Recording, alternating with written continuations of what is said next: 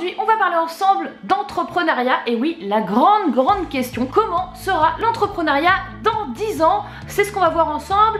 Allez, c'est parti. Bon, alors déjà, dans 10 ans, on sera quand même en 2026. Enfin, fin 2026. Je sais pas si vous vous rendez compte. Alors, il y aura peut-être pas encore de voitures volantes comme on l'imaginait en l'an 2000, mais il y aura quand même pas mal de choses qui vont bouger normalement. Et notamment avec la robotisation. Et ça, c'est un point très important pour comprendre ce que je vais vous dire sur l'avenir de l'entrepreneuriat et comment sera l'entrepreneuriat dans 10 ans. Pourquoi? Je vais vous le dire tout de suite.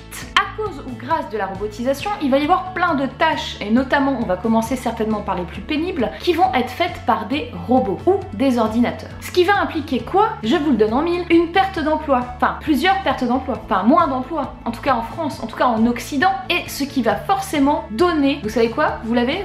Plus d'entrepreneurs. Oui, tout à fait, plus d'entrepreneurs, parce que pendant ce temps-là, il va falloir un petit peu changer les contrats de travail qui sont quand même super vieux, avec des vieilles lois, parce que sinon on va avoir un grave problème d'emploi et ça va être de pire en pire. Mais ce qui va se passer en vrai, c'est qu'il va y avoir plein de gens qui vont devenir entrepreneurs. Alors quand je parle d'entrepreneuriat, ce n'est pas forcément d'avoir des multinationales, on est bien d'accord. Ce qui va se passer, c'est qu'il va y avoir de plus en plus d'indépendants. Et les sociétés, au lieu d'employer en CDI des personnes, vont demander des missions à des freelances, à des consultants, à des experts sur donc différentes missions et différents objectifs. Je pense que l'auto-entrepreneuriat a un très bel avenir devant lui. Il y a différentes façons de toute façon d'être indépendant, le portage salarial, les professions libérales, enfin le URL, la SASU, il y a énormément d'entreprises unipersonnelles qui sont possibles en France et je pense que ce modèle-là va encore plus évoluer. Donc va se poser la question pour ces personnes-là de la solitude, comment on gère son organisation, comment on gère son temps, comment on négocie un contrat, comment on va trouver des clients, comment on arrive à se vendre, comment on arrive à avoir confiance en soi, comment on gère les réseaux sociaux, comment on gère son image, comment on gère le personal branding, bref, tout ce qu'on n'apprend pas à l'école à l'heure actuelle. L'éducation nationale est une très lourde machine. Là, il vient d'avoir plein de réformes en 2016 sur justement l'éducation, les programmes scolaires, la façon de faire. Mais très franchement, ça va très lentement et c'est tout à fait normal vu la grosse institution que c'est et on sera pas prêt dans 10 ans. Donc ce qu'il faut faire, c'est apprendre par vous-même. Heureusement, vous avez internet. Si vous regardez cette vidéo, c'est que vous êtes déjà dans la bonne dynamique et que vous avez fait les bons choix. S'informer et continuer à apprendre même après l'école sont déjà des clés pour vous, pour le futur. J'aime beaucoup répéter cette phrase d'Oussama Ammar qui dit que tout le monde peut devenir entrepreneur, mais tout le monde ne peut pas être un entrepreneur. Je suis 100% d'accord avec lui. Je pense que de plus en plus de gens vont